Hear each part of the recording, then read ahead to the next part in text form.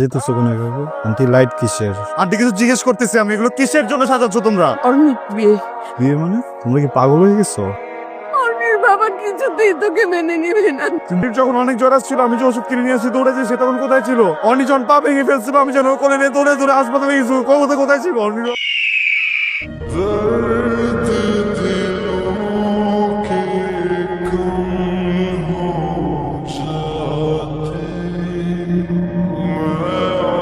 আমার জীবন থেকে 2টা বছর নষ্ট করে দিছে।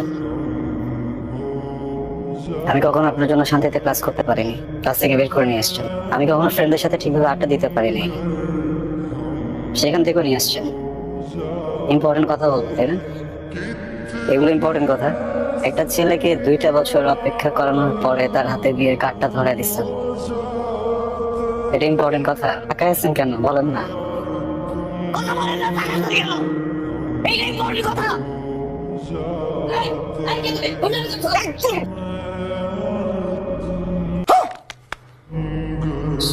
সরি সরি সরি আঙ্কেল, এখানে আমার সিনক্রেট করতে আসি নাই।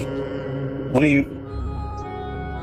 উনি আমাকে 2 বছর ধরে আঙ্কেল ঘোরাচ্ছে, বুঝছেন? আমাকে কি যেন একটা ইম্পর্টেন্ট কথা বলবে। আমি 2টা বছর ধরে ঘুরতেছি। আমি জাস্ট আসছি ইম্পর্টেন্ট কথাটা শোনার জন্য। আমি ইম্পর্টেন্ট কথা শুনে চলে যাবো, ডিস্টার্ব করবো প্লিজ। আপনি কি চান এখানে একটা সিনক্রেট হোক?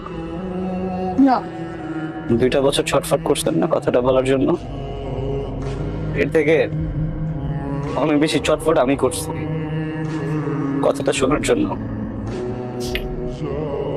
আচ্ছা একটু বলেন প্লিজ, আমি শুনে এখান থেকে চলে যাবো, আমি কোনো সিনক্রেট করবো না।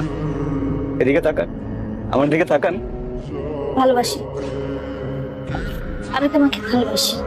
তুমি ছাড়া আবার কিসের জীবন?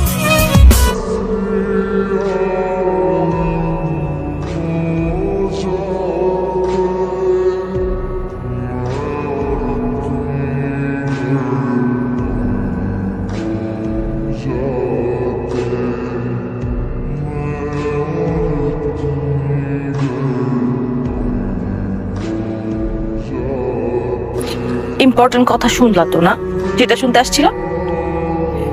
ইম্পর্টেন্ট কথা শুনলা, বুঝলা, এখন চলে যাইতেছো। আরে আর তুমি যেও না প্লিজ, যেও না আমায় ছেড়ে। কারণ আমি কিছু বলতে আসিনি, শুনতে আসছিলাম। শুনে ফেলছি, এখন ধর কোনো কাজ নেই। কি হবে? এত স্টুপিড তুমি, মাথায় বুদ্ধি নাই? হ্যাঁ, কিছু বুঝো না? এতগুলা মানুষের সামনে আমার ফ্যামিলি, বরপক্ষের লোকজন সবাই শুনছে আমি কি বলছি, সবাই শুনছে। তারপর আমার বিয়ে হবে তোমার মনে হয়? আদৌ বিয়ে হবে? সরি। Okay fine.